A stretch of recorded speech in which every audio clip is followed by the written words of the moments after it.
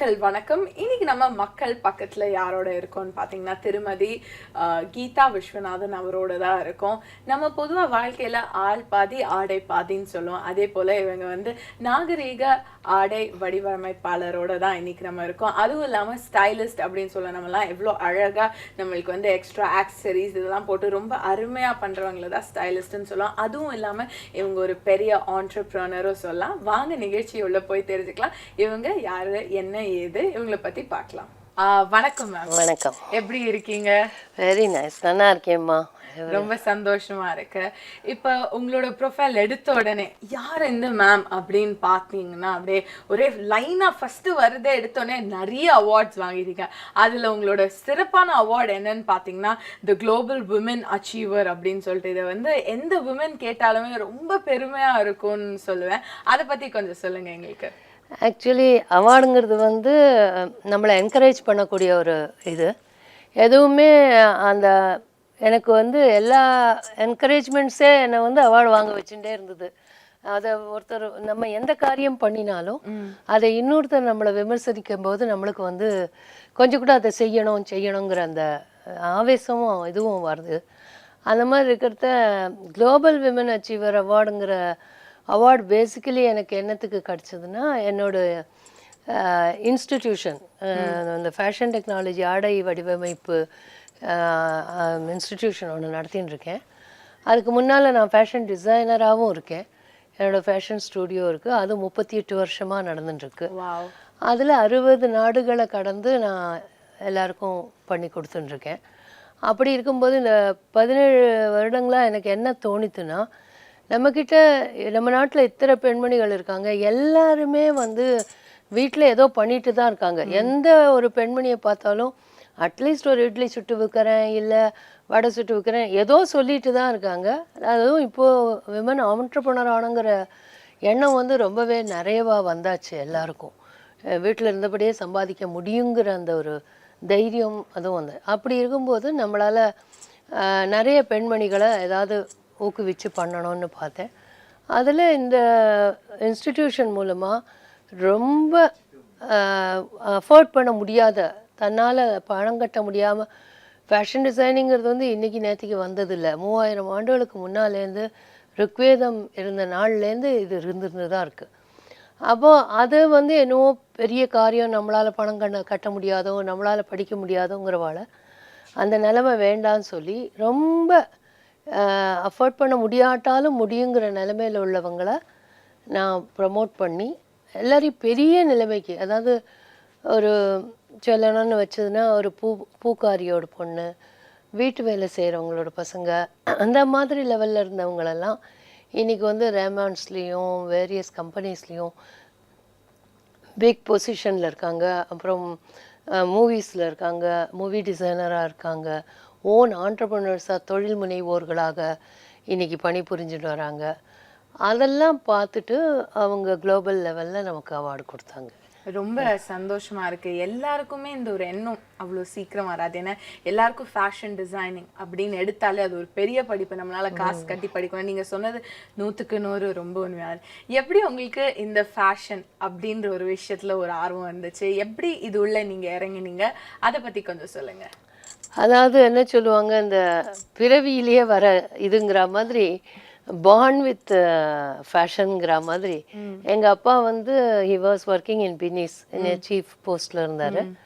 அப்புறம் எங்கள் அண்ணா டெக்ஸ்டைல் இன்ஜினியரிங்காக இருந்தார். எங்கள் ஹஸ்பண்டும் அதே மாதிரி டெக்ஸ்டைல் டிபார்ட்மெண்ட்ஸ்லேருந்து வந்தார். ஸோ என்னை சுற்றி இது வரும்போது, அதை தவிர எங்கள் அம்மா அன்னையிலேருந்தே அவங்க எங்களுக்கு தைக்கிற ஆடைகள், ட்ரெஸ்ஸஸ் எல்லாமே ஒரு டிசைன் பண்ணி நல்லா அப்படி தான் ஒரு டெய்லரை கூப்பிட்டு அந்த மாதிரி ஒரு என்தூசியஸம் அவங்களே கொடுத்து வளர்த்திருக்காங்க எங்களுக்கு.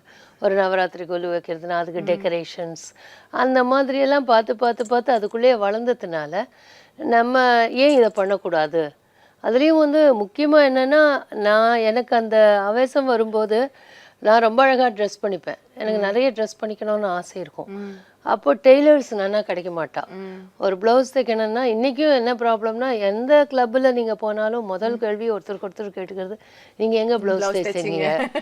இதே கொஸ்டின் என் மைண்டுக்குள்ளே ஓடிட்டே இருந்தது. இவ்வளோ ட்ராபேக்ஸ் இருக்குது இந்த ஃபீல்டில். அப்படி இருக்கிறது அதையே நம்ம எடுத்து நடத்தக்கூடாது, அதில் பெர்ஃபெக்ஷன்ஸ் பண்ணி ஏன் நம்ம ஏதாவது ட்ரை பண்ணக்கூடாது அப்படின்னு நான் வந்து இந்த தொழிலை எடுக்க ஆரம்பித்தேன். ஆனா ரொம்ப அருமையா ஒரு விஷயம் சொன்னீங்க. எந்த லேடி பார்த்தாலும், நானே எங்க பார்த்தாலும் நீங்க எங்க இந்த பிளவுஸ் தைச்சிங்க, இது மாதிரி ஆடைன்ற ஒரு விஷயம் அந்த ஆள் பாதி ஆடை பாதி, அது வந்து ரொம்ப வருஷமா சொல்லிட்டு இருக்காங்க. நிறைய பேர்கிட்டயும் நம்ம கேட்டு தெரிஞ்சுட்டு இருக்கோம். இப்ப பாத்தீங்கன்னா நீங்க வந்து அது உங்ககிட்ட மட்டும் இல்லாம எல்லாருக்கும் கொடுக்கணும்னு நினைச்சு நீங்க ஒரு ஃபேஷன் டிசைனிங் இன்ஸ்டிடியூட்டாவும் எடுத்திருக்கீங்க. அதுல எப்படி டிகிரி பேஸா இல்லை எப்படி, அதை பத்தி கொஞ்சம் சொல்லுங்க. ஆக்சுவலி நான் ஆரம்பிக்கும் போது ஒரு ஜென்ரலாக என்னோட கிளையண்ட்ஸ் நிறைய பேர் மலேசியா சிங்கப்பூர்லேருந்து வரவங்கெல்லாம் எங்களுக்கு ஒரு ப்ளவுஸ் சொல்லி கொடுங்களேன், எங்களுக்கு ஒரு பேட்டர்ன் போட்டு கொடுங்களேன், நாங்கள் அங்கேயே தைச்சிக்கிறோமேன்னு அப்படி தான் எனக்கு என்கரேஜ் பண்ணாங்க. அங்கேயும் என்கரேஜ்மெண்ட் தான். ஸோ அவங்க வந்து என்கரேஜ் பண்ணாங்க. அப்புறம் என்னோட டிசைன் ஸ்டூடியோவில் 60 கண்ட்ரியை கடந்து போன போது நிறைய மீடியாஸ் அவங்க இவன் நிறைய எல்லாம் சுட சுட ப்ளவுஸ் அப்படியெல்லாம் நிறைய ஆர்டிக்கல்லாம் வரேன். ஏன்னா நான் வந்து 1 ஹவரில் ப்ளவுஸ் தைச்சு கொடுத்துடுவேன். அண்ட் அதுவும் இப்போ இந்த எஸ்எஸ் இன்டர்நேஷ்னல் அந்த மாதிரி பெரிய பெரிய ஷிப்பெல்லாம் வரும்போது 60 ஸ்டூடெண்ட்லாம் ஃபாரின்லேருந்து வருவாங்க, எல்லாம் க்யூ நிற்பாங்க.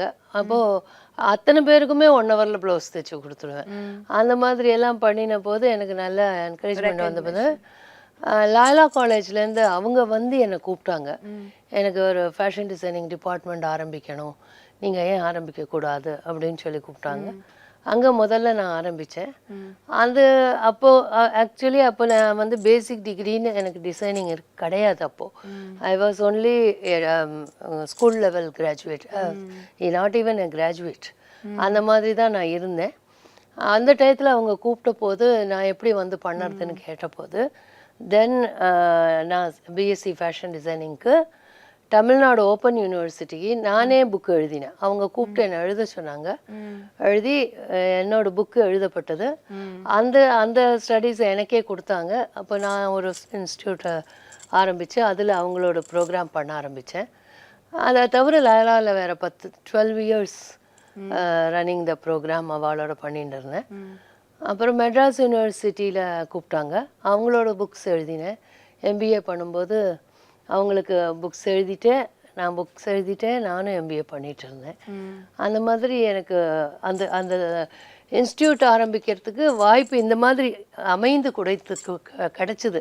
அப்போ எனக்கும் தோணித்து, சரி இதனால எத்தனை பேருக்கு நம்மளால் வாழ்வு கொடுக்கணும். ஏன்னா ஃபேஷன் டிசைனிங்னா ரொம்ப காஸ்ட்லின்னு நினச்சிட்ருக்காங்க. இதில் வந்து குவாலிட்டி தான் முக்கியமே தவிர தேர் இஸ் நோ காஸ்ட்லின்னு ஒன்றுமே பண்ண வேண்டிய அவசியம் இல்லை. காஸ்ட்லியாக நடத்தும்படியாக அதில் ஒன்றும் இல்லை. ஆக்சுவலி எல்லாமே நம்மளால் நடத்துறதுக்குள்ள பணம் தேவை தவிர அதுக்கு மேலே பணம் நம்மளுக்கு வேணும்னு அவசியம் இல்லை. அதனால இந்த மாதிரி படித்ததுனால அவங்களுக்கு வேலை கிடைக்காதோ, அப்படி பிக் இன்ஸ்டியூஷனில் படிச்சுட்டு அப்படி ட்ரெஸ் எல்லாம் பண்ணிடாதாங்க, அப்படி கிடையாது. ஏன்னா கார்மெண்ட் இண்டஸ்ட்ரியை ஆடை வடிவமைப்பு தொழிலை பொறுத்த வரைக்கும் அவளுக்கு வந்து டிசைனர்ஸ்னால் தே ஆர் ரியலி டஃப். பார்க்கும்போது நம்ம நினச்சிக்கிறோம் ரொம்ப ஸ்டைலாக ட்ரெஸ் பண்ணிக்கிறோம், அவங்க ஹாய் ஓயின்னு போகிறாங்கன்னு நினச்சிக்கிறோம். பட் அவங்க வாழ்க்கை வந்து முள்ளுக்குள் இருக்கிற ரோஜா மாதிரி. நாங்கள்லாம் வேலை பண்ணணும்னா ராத்திரி 24 மணி நேரம் வேலை பண்ணி ஆகணும். ஏன்னா டைம் இஸ் வெரி இம்பார்ட்டண்ட். ஒரு நிமிஷம் நாங்கள் டைம் தப்ப முடியாது. இஃப் டெலிவரி ஆன் டைம் கொடுக்கணும்னா அண்டு ஒரு சின்ன தப்பு கூட நம்மளோட ட்ரெஸ்ஸில் வர முடியாது. ஏன்னா we are giving second skin to the body. 2வது தோலை கொடுக்குறோம். கடவுள் நம்மளுக்கு எல்லாருக்கும் ஒன்று கொடுத்துட்டார், ஆனால் அதை போட்டு எல்லாராலையும் நடக்க முடியாது. கண்டிப்பாக. அப்போ அதுக்கு ஒரு செகண்ட் ஸ்கின் கொடுத்து தான் ஆகணும். அப்போ அந்த செகண்ட் ஸ்கின்ங்கிறது வந்து வெரி வெரி இம்பார்ட்டண்ட். அந்த ஃபிட்டு, அந்த ஸ்டைலு, அதுதான் முக்கியமே தவிர இதில் கிளாஸ்க்கு வரணுன்னா அப்படி வேணும் இப்படி வேணும் கிடையாது. கான்சன்ட்ரேஷன் வேணும். அந்த ஸ்டைல் அண்ட் ஃபிட் அதுக்கு சம்மந்தப்பட்ட எல்லா விதமான ஹேண்டிகிராஃப்ட்ஸும் தெரிஞ்சிருக்கணும் அவங்களுக்கு. அது ஏன் தெரியணும்னா க்ரியேட்டிவிட்டிங்கிறது வரணும்னா யூ ஹேவ் டு க்ரியேட். உனக்கு பொம்மை பண்ண தெரிஞ்சால் தான் தைக்க தெரியும்னு நான் சொல்லுவேன். ஏன் பொம்மைக்கும் தைக்கிறதுக்கும் என்ன சம்மந்தம்னா பொம்மையில் யூ கான்சன்ட்ரேட் ஆன் க்ரியேஷன்ஸ், அந்த இன்னோவேட்டிவ், அந்த இன்ஸ்பிரேஷன், இதெல்லாம் வந்தால் தான் ஃபேஷன் டிசைனிங் வருமே தவிர ஐயோ ஜஸ்ட் வந்து நான் ஒரு துணியை வாங்கிட்டேன், அதில் நல்லா முத்து வச்சுட்டேன், அதில் கழுத்து ரொம்ப நல்லா வச்சுட்டேன்னா they are not designers. That is not costume டிசைனர்னு ஆயிடும் அதோட பேரு. ஆமாம், காஸ்டியூம் டிசைன். என்ன நீ கேட்குறியோ அதை நான் பண்ணுறது பேர் டிசைனிங் கிடையாது. என்னோட இனோவேஷன், என்னோட க்ரியேட்டிவிட்டியில் நான் பண்ணுறது பேர் தான் டிசைனிங். இப்போ ரொம்ப முக்கியமாக போயிட்டு இருக்கிறது பார்த்தீங்கன்னா எங்கே பார்த்தாலுமே ஃபேஷன். ஒரு பெண்மணியோட வாழ்க்கையில் ஃபேஷனுன்றது ரொம்ப பெரிய அளவில் இன்னைக்கு வந்து நாட்டு நடப்பில் இருந்துட்டு இருக்கு. அப்படி இருக்கும்போது நிறைய பேர் இப்போ முன்னாடி எல்லாரும் இன்ஜினியரிங் அப்படின்னு போயிட்டு இருப்பாங்க, இல்லைன்னா வந்து டாக்டர். இப்போ அடுத்து கால் எடுத்து வைக்கிறதுனா நம்ம ஃபேஷன் இண்டஸ்ட்ரி. இப்போ இருக்கிற ஃபேஷன் இண்டஸ்ட்ரி பற்றி நீங்கள் என்ன நினைக்கிறீங்க? எக்ஸலண்ட். Coming up. சென்னை தான் இப்போ பூஸ்டிங். நம்மளுக்கு வந்து நாங்கள்லாம் ஆரம்பிக்கிற காலத்தை விட இன்னைக்கு வந்து நல்லா போயிட்டுருக்கு. ஃபேஷன்னா என்னது? ஃபேஷனுக்கு பேர் என்னது? Fashion is a change. அப்போது வந்து நம்மளுக்கு இன்றைக்கி நம்ம 2 பேரும் இப்போ சோஃபாவில் உட்காந்து பேசிகிட்டு இருக்கோம். இதே ஸ்டூடியோவில் நம்ம 2 பேரும் கீழே உட்காந்து பேசிச்சோன்னா நம்ம பேசுவோமா? மாட்டோம். ஏன்னா ஃபேஷன் மாற்றுதல். எல்லா மாற்றமுமே ஃபேஷன். உன்னோட வாக்கில் ஃபேஷன், வாழ்க்கையில் ஃபேஷன், பேசுறதுல ஃபேஷன். ஸோ ஃபேஷனுங்கிறது ஒரு தனிப்பட்ட உறுப்பாக நம்ம பார்க்கவே கூடாது. Fashion is a growth. நம்ம நாடு எவ்வளோ வளர்ந்துருக்குங்கிறது வந்து நம்மளோட ஃபேஷன்ஸ்லேருந்து இப்போ தெரியறது. நம்ம லேடிஸ் ட்ரெஸ் பண்ணிக்கிறதுலையும் அவங்க நடக்கிற நடை, உடை, பாவனைகள் எவ்வளோ மாற்றங்கள் வந்திருக்கோ அவ்வளோ தூரம் நம்ம நாட்டு நாகரிகம் முன்னேறி நம்ம நாடு முன்னேறி இருக்குதுன்னு அர்த்தம். ஸோ அந்த ஃபேஷன் வந்து இன்னைக்கு டெவலப் ஆகி ரொம்ப நல்ல நிலைமையில தான் இருக்குது. அண்ட் ஃபேஷன் டிசைனிங் படிக்கிறவங்களுக்கு நல்ல க்ரோத் இருக்குது. It is very growth because it is an essential. இப்போ எல்லாருமே அது வேணும். நம்மளுக்கு அந்த சப்ஜெக்டில் இவங்களுக்கு தான் ஹேண்ட்பேக் வேணும், இவங்களுக்கு தான் செப்பல் வேணும், இவங்களுக்கு தான் அக்சசரி வேணும், இவங்களுக்கு ஷர்ட் வேணும், பேண்ட் வேணும்னு வகுவை பிரித்து சொல்லவே முடியாது. எல்லாருக்கும் வேணும். நேற்றுக்கு போட்டுன்ற ட்ரெஸ் இன்னைக்கு போட்டுக்க மாட்டேன்னு சொல்கிற அளவுக்கு நம்ம வந்தாச்சு. நேற்றுக்கு அந்த கல்யாணத்துக்கு அதே சாரி கட்டிட்டு போனேன், இன்றைக்கும் அதே சாரி நான் எப்படி கட்டிட்டு போவேன்? 10,000 ரூபா கொடுத்து வாங்கினா கூட ஒரு வாட்டி 2 வாட்டி அப்படி முன்னேறி கொண்டு வந்திருக்கிறதுனால ஃபேஷன் ஸ்டடீஸ்க்கு வந்து நல்ல ஸ்கோப் இருக்குது, நன்னாவே முன்னேறிக்கு. நீங்கள் நிறைய காலேஜில் கெஸ்ட் லெக்சராகவும் இருந்திருக்கீங்கன்னு நாங்கள் கேள்விப்பட்டோம். அதுவும் இல்லாமல் பெஸ்ட் உமன் ஆண்டர்ப்ரனர் அப்படின்ற ஒரு பெரிய அவார்டும் வாங்கியிருக்கீங்கன்னு கேள்விப்பட்டோம். ரொம்ப சந்தோஷமாக இருக்கும். ஒரு பெண்மணி ரொம்ப வருஷமாக இந்த துறையில் இருந்து படிப்படியாக முன்னேறி வந்ததுக்கு. So congratulations. அதை பற்றி கொஞ்சம் சொல்லுங்கள் எங்களுக்கு. ஆக்சுவலி உண்மையாக என்னோட லைஃப் ஸ்டோரியை சிம்பிளாக சொல்லணும்னா, நான் வந்து ஐ காட் மேரி. எனக்கு வந்து 16 வயதில் கல்யாணம் ஆயிருக்கு. நான் 10th ஸ்டாண்டர்ட் படிக்கும்போது நான் கேரிங்காக இருந்தேன். அந்த ஆனால் it is not far off. நல்ல இந்த காலத்தில் தான் நடந்திருக்கு. அந்த டயத்தில் எனக்கு அந்த மாதிரி எங்கள் வீட்டில் அந்த மாதிரி பழக்க வழக்கங்கள். ஸோ 10ஆம் கிளாஸ்க்கு மேலே படிக்க வைக்க மாட்டாங்க, கல்யாணம் பண்ணி கொடுத்துருவாங்க. அது நல்ல பையன் கிடச்சதுனால எனக்கு 10ஆம் கிளாஸ்க்கு முன்னாலேயே கல்யாணம் ஆயிடுச்சு. அதுதான் difference. So I got a beautiful husband. So அதனால் இது வந்து எனக்கு நடந்தது. ஆனால் போன இடமும் எனக்கு வந்து பெரிய குடும்பம், இங்கே இருந்த இடமும் பெரிய குடும்பம். ஸோ 2 குடும்பங்கள்லேயும் தேர் இஸ் நோ சேஞ்ச். எனக்கு இங்கே எப்படி வளர்ந்தேனோ அங்கேயும் அதே ஆக்டிவிட்டீஸ் தான் எனக்கு இருந்தது. ஆனால் ஒன்று எனக்குள்ளே மாத்திரம் எனக்கு ஏன் இருந்ததுன்னு எனக்கு தெரியாது. இப்போ நானே அந்த கேள்வியை கேட்டு பார்ப்பேன்.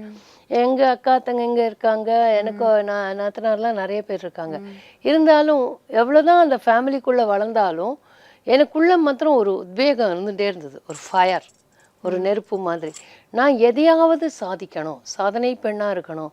ஆனால் எப்படி சாதிக்க போகிறேன்? வெறும் 10th ஸ்டாண்டர்ட் படிச்சிருக்கேனே, மேலே படிக்கணுமா? படிக்க வைப்பாங்களா மாட்டாங்களா? படித்தா மண்டையில் ஏறுமா? இப்போல்லாம் படிப்போமா? குழந்தையெல்லாம் பிறந்தாச்சு இப்படின்னு கொஸ்டின் வந்தால் கூட எனக்கு என்ன பண்ணுறதுன்னு தெரியாது. என்னவோ பண்ணணும் அது மாத்திரம் தெரியும். எந்த புக்ஸ் பார்த்தாலும் பிடி உஷா அந்த மாதிரி எதை பார்த்தாலும் நம்மளுக்கு வந்து நம்ம மாத்திரம் அந்த மாதிரி நம்ம ஏன் பண்ணக்கூடாது அப்படிங்கிற மாதிரி இருந்தபோது என்கிட்ட இருந்த கலை வந்து I am very good at handicrafts. நல்லா ஹேண்டிகிராஃப்ட்ஸ் பண்ணுவேன், நிறையா தைப்பேன். ஸோ எனக்கு வந்து அதாவது அந்த ஏஜில் அவ்வளோதான். அது இன்றைக்கி மார்க்கெட் லெவலில் பண்ணாட்டாலும் ஆனால் எல்லாம் கற்றுக்கணும்னு ஒரு ஆர்வம் இருந்தது. ஸோ எது ஒரு பக்கத்தில் யார் எது சொல்லி கொடுத்தாலும் போய் கற்றுட்டு படிச்சுட்டு வரணும்னு. அதில் எனக்கு எங்கள் ஹஸ்பண்ட்க்கு வந்து நிறைய ட்ரான்ஸ்ஃபர்ஸ் வந்தது. அவர் கவர்மெண்ட் ஜாப்லலாம் இருந்ததுனால நல்ல போஸ்ட்டில் இருந்ததுனால all over India, Punjab, Rajasthan, Delhi, Bengal, அந்த மாதிரி ஆல் ஸ்டேட்ஸ் அந்த மாதிரி போனதுனால அங்கே எனக்கு நல்ல என்கரேஜ்மெண்ட் அவர் கொடுத்ததுனால எல்லா ஆர்ட்டையும் கற்றுனேன். எதுக்கு வேணும் எதுக்கு வேண்டான்னு எனக்கு தெரியாது. டை அண்ட் டை வேணும்னா டை அண்ட் டை, பாந்தினி, அந்த மாதிரி பிளாக் பிரிண்டிங், பேட்டிக், என்னது ஆர்ட்டுக்கு ஒரு கலம்காரி, காந்தா எம்ப்ராய்டரி, ஃபுல்காரி எம்ப்ராய்டரி, எந்த ஊரில் என்ன இருக்கோ அதை படிச்சுட்டு இருந்தேன். பிப்ளியில் போயிருந்த போது அப்ளிக் ஒர்க் எல்லாம் படிச்சுட்டு வந்தேன். அது வந்து எல்லாரும் படித்து முடிச்சுட்டு ரிசர்ச் பண்ணுவாங்க இதெல்லாம். எனக்கு கடவுள் என்ன கொடுத்தாருன்னா ரிசர்ச் பண்ணிட்டு படிக்க சொன்னார். ஸோ அது இன்னும் ரொம்பவே நல்லா இருந்தது லைஃப்பில். ஸோ அதனால் நான் எல்லாத்தையும் அந்த மாதிரி கற்றுண்டதுக்கப்புறம் என் பசங்களும் பெருசான போது ஒரு ஸ்டேஜ் வந்த போது ஐ ஸ்டார்டட் மை ஆண்டர்ப்ரனர்ஷிப். வீட்டில் இருந்தபடியே நான் வந்து சும்மா சாரீஸ் எல்லாம் விற்கிறது, தைச்சி கொடுக்கறது, அந்த மாதிரி ஒரு ஹோம் ஆண்டர்ப்ரனராக தான் என் வாழ்க்கையை தொடர்ந்தேன். அதில் ஆனால் அப்பவும் என்னோட உத்வேகம் எது செய்தாலும் அதில் ஒரு டிஃப்ரென்ஸ் இருக்கணும். அப்போ என்ன பண்ணுவேன், 24 hours டெய்லரிங் போடுவேன், இல்லைன்னா 24 டெய்லரிங் இன் 24 ஹவர்ஸ்னு மாற்றுவேன்.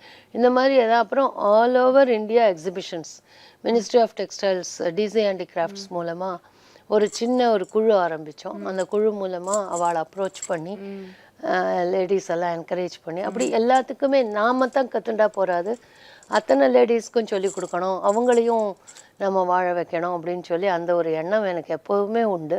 சோஷியல் சர்வீஸ்னால் ரொம்ப பிடிக்கும் எனக்கு. அந்த மாதிரி பண்ணும்போது அதில் நான் ஸ்பென்சர் பிளாஸாவில் என்னோட முதல் ஷோரூம் ஆரம்பித்தேன், ப்ரேயசின்னு. அங்கே தான் எனக்கு 60 countries கிளையண்டேல் கிடச்சா, நம்மளுக்கு வாடிக்கையாளர்கள். அது ரொம்பவே என்கரேஜ் பண்ணாங்க. அதில் மூலமாக ஐ ஸ்டார்டட் இந்த பிஸ்னஸில் வந்து நல்ல இம்ப்ரூவ்மெண்ட் வந்தது. அப்புறம் தமிழ்நாடு ஓப்பன் யூனிவர்சிட்டியோட பண்ணிட்டுருக்கேன். அவினாசிலிங்கம் யூனிவர்சிட்டி கோயம்புத்தூர், அவங்களுக்கு கொஞ்சம் சிலபஸ் எல்லாம் நம்ம வடிவமைத்து அந்த குழுவில் இருந்தேன். ஸோ நான் என்ன பண்ணேன், எல்லாருமே ஒரு கல்யாணம்னா முதல்ல நிறைய காசு எடுத்து வைக்கிறதே அவங்களோட புடவை, ரவிக்க, சங்கீதானது. அதில் வேற நீங்கள் வந்து பெஸ்ட் பிரைடல் டிசைனருன்னு ஒரு அவார்ட் வேற வாங்கியிருக்கீங்க. அது வந்து இப்போல்லாம் வந்து அது வந்து வேற லெவல் அப்படின்னு கூட நம்ம சொல்லலாம். ஸோ அது எப்படி கிடைச்சிச்சு, எப்படி உங்களுக்கு அந்த டைம்லேருந்து இந்த டைம் வரைக்கும் அந்த கன்சிஸ்டன்சின்னு ஒன்று சொல்லலாம், அது இல்லைன்னா கண்டிப்பாக ஃபேஷன் டிசைனர். ஸோ எப்படி கற்றுக்கிட்டீங்க, அதை பற்றி கொஞ்சம் சொல்லுங்கள். ஆக்சுவலி நம்மளுக்கு எந்த தொழிலாக இருந்தாலுமே ஆஸ் அ தொழில் முனைவோர் சங்கத்தின் பிரசிடெண்ட்டாக நான் இருக்கிறதுனால நான் என்ன சொல்கிறேன்னா, எந்த தொழிலாக இருந்தாலுமே குழந்தைகளுக்கானாலும் லேடிஸ்க்கானாலும் ஆண்களுக்கானாலும் அதில் ஒரு பிடித்தம் வேணும். இன்றைக்கி ஒன்று ஆரம்பிக்கிறோம், நாளைக்கு அதை விட்டுடலாம், அந்த மாதிரி ஒரு எண்ணம் வரக்கூடாது. அந்த தொழிலில் ஒரு ஆர்வம் வேணும். ஆர்வம் இருந்தால் நம்மளால் அதை விட்டு வெளியில் வர முடியாது. நம்மளுக்கு இப்போ எதையாவது லவ் பண்ணி நம்மளுக்கு ரொம்ப பிடிச்சிடுச்சுன்னா நம்மளால் யார் என்ன தடுத்து நிறுத்தினாலும் வெளியில் வர முடியாது. அந்த மாதிரி அந்த தொழிலில் வந்து நீங்கள் இன்வால்வ் ஆகணும். எந்த தொழிலானாலும் அதில் இன்வால்வ் ஆகும்போது நம்மளுக்கு அறியாமல் நம்ம என்ன பண்ணுவோன்னா, அதை பற்றின நுணுக்கங்களை நிறைய கற்றுக்கணும்னு ஆசைப்படுவோம். இன்றைக்கி குளோபல் லெவலில் கூகுள்லாம் வந்தாச்சு, அன்றைக்கி அதெல்லாம் கூட கிடையாது. ஸோ புக்ஸ் எல்லாம் படிக்கிறது, மேகசின்ஸ் படிக்கிறது, மூவிஸ் பார்க்குறது. ஏதாவது ஒரு சினிமாவுக்கு போனால் கூட சினிமா கதையை பற்றி நான் பார்க்கவே மாட்டேன். அதில் யார் என்ன ட்ரெஸ் போட்டுருக்காங்க, என்ன அக்சசரி போட்டிருக்காங்க, ப்ரைடல் வேர் அப்படின்னு போனால் கல்யாணம். அப்போ மனசில் என்ன பட்டுதுன்னா, கல்யாணத்துக்கு என்ன தேவை ஒன்றுமே தெரியாமல் போய் ஒரு 10,000 ரூபாய்க்கு பட்டுப்புடவை வாங்குறது, அதுக்கு 15,000 ரூபாய்க்கு ஒரு ப்ளவுஸு வாங்குறது, அதுக்கு 25,000 ரூபாய்க்கு ஒரு நெக்லஸ் வாங்குறது, ஒன்றுக்கு ஒன்று மேட்சிங்கே இல்லாமல் பணத்தை செலவு பண்ணுறத ஐ வாஸ் வாட்சிங். எனக்கு அதுவும் அது மனசில் பட்டுது. ஸோ இந்த செக்ஷனில் நம்ம கட்டாயம் ஹெல்ப் பண்ணி ஆனோம் அப்படின்னு பார்க்கும்போது, ஒரு ப்ரைடல் வேர்னு யாராவது நம்மக்கிட்ட வந்தாலே முதல்ல நான் வந்து அவங்க கொண்டு வர சாரியை பார்த்தோ அவங்களோட இதை பார்த்தோ நான் எடுக்க மாட்டேன். First I will judge the person. அவங்களுக்கு வந்து இந்த மாதிரி இவ்வளோ ஹெவியாக சாரீ வாங்கியிருக்காங்கன்னா என்ன மாதிரி நம்ம ப்ளவுஸ் வடிவ பண்ணி கொடுக்கணும். அப்படி பார்க்கும்போது ஒரு கிளையண்ட், ஒரு இன்சிடெண்ட்டாக எனக்கு நடந்தது. அந்த கிளையண்ட் மூலமாக நீங்கள் பார்த்தீங்கன்னா ரொம்ப ஹெவி நிறைய பணம் இருக்கிறவங்க நல்ல ஹெவியாக saree வாங்கியிருக்காங்க. அங்கே வந்து இதுக்கு ஒரு புடவை இதுக்கு ஒரு ப்ளவுஸ் பண்ணுங்கன்னாங்க. So I made a very simple blouse because she is a very beautiful girl. So very simple blouse பண்ணி அதுக்கு எலிகெண்ட்டாக what elegancy I can do அது. அப்போ அவர் கேட்டார், நான் இவ்வளோ காஸ்ட்லியாக பண்ணியிருக்கீங்க, நீங்கள் என்ன ரொம்ப பெரிய டிசைனர் சொன்னாங்க, நீங்கள் ரொம்ப காஸ்ட்லியாக ப்ளவுஸ் பண்ணுவீங்க, நீங்கள் வந்தேன் அப்படின்னு. அப்போ தான் நான் சொன்னேன், இந்த காஸ்ட்டை விட அவங்க ஆடைக்கு தகுந்த மாதிரி அவங்களோட உடல் அமைப்புக்கு தகுந்த மாதிரி போட்டுக்கணும். எதுக்காவது ஒன்றத்துக்கு தான் நீங்கள் எம்ஃபசைஸ் பண்ணணும். இப்போ இது சாரியை இவ்வளோ ஹெவியாக நீங்கள் வாங்கிட்டு ப்ளவுஸை அதை விட ஹெவியாக பண்ணால் இப்போ அவங்களோட அழகை அனுபவிப்பாங்களா பார்க்குறவங்க, இல்லை அவங்க ப்ளவுஸை அனுபவிப்பாங்களா, அவங்க சாரியை அனுபவிங்களா, எல்லாம் மிக்ஸாக ஒரு அவியல் மாதிரி ஆகிடும். அதனால் எப்போதுமே நம்ம எம்ஃபசைஸ் பண்ணுறது வந்து எதுக்கு எம்ஃபசைஸ், சப்போஸ் ஒரு ஃப்ரண்ட் போர்ஷனுக்கு உங்களுக்கு எம்ஃபசைஸ் கொடுக்கும்போது நீங்கள் பேக்கில் கொடுக்கக்கூடாது, பேக்கில் கொடுக்கும்போது கையில் கொடுக்கக்கூடாது. இந்த மாதிரி சில ரூல்ஸ் எல்லாம் இருக்குது. அதுக்கு பேர் ரிதம்னு பேர். ஃபேஷன் டிசைனிங்கில் ரிதம்னு ஒன்று இருக்குது. நம்மளுக்கு பாட்டில் எப்படி அமைஞ்சிருக்கோ அந்த மாதிரி இதுலேயும் இருக்குது. அதெல்லாம் நம்ம ஃபாலோ பண்ணி ப்ரைடல் இதில் பண்ணணும். என்ன எப்படி எனக்கு அந்த அவார்டுக்கு சான்ஸ் கிடச்சிதுன்னா, நான் ஸ்பென்சர் பிளாஸாவில் இருக்கிறச்ச ஐ டோல்ட் யூ நிறையா ஆளுங்க வருவாங்க, கிளைண்ட்ஸ் வருவாங்க. அந்த மாதிரி வந்துட்டு என்னோடய நியூஸ் வந்து ஃபாரின் கண்ட்ரீஸ்க்கெல்லாம் நிறைய பண்ணி கொடுத்ததுனால, என்ஆர்ஐஸ்க்கெல்லாம் பண்ணி கொடுத்ததுனால ஆட்டோமேட்டிக்கலாக நிறைய ஸ்ப்ரெட் ஆகிடுச்சு. அப்போ அவங்களே வந்து வாலண்டியர்லி என்கிட்ட இந்த மாதிரி ப்ரைடல் வேர் பண்ணணும், அதில் வந்து இந்தியன் அண்ட் ஃப்யூஷன் இருக்கணும், European English and Indian fusion இருக்கணும், அந்த மாதிரியெல்லாம் சொல்லி சொன்னாங்க. ஸோ அவங்களுக்கு ஏற்ற மாதிரி நான் 28 days I did that program. That was an African model.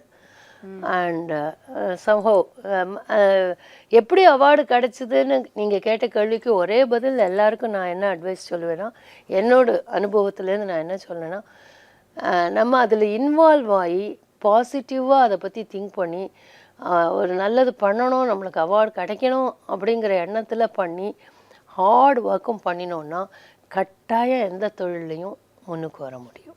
அந்த மாதிரி எனக்கு அந்த award Marks and Spencers and Mafatlal யூகேல லண்டனில் வச்சு எனக்கு கிடைக்கும். அடுத்து பார்த்தீங்கன்னா உங்களோட சிக்ஷா பாரதி அவார்ட், அதை பற்றி கொஞ்சம் சொல்லுங்கள். அது ரொம்ப சொல்லும்போது பாரதி அப்படின்னு சொல்லும்போதே அந்த ரொம்ப அருமையான ஒரு விஷயம், அதை பற்றி கொஞ்சம் எங்களுக்கு. ஆக்சுவலி அதுதான் நான் சொன்னது வந்து, ரொம்ப ரூரல் லெவலில் இருக்கிறவங்க ரொம்ப முன்னுக்கு வர முடியாதுன்னு தீர்மானம் பண்ணி, ஆக்சுவலி அது அப்படி இருக்க வேண்டாம்.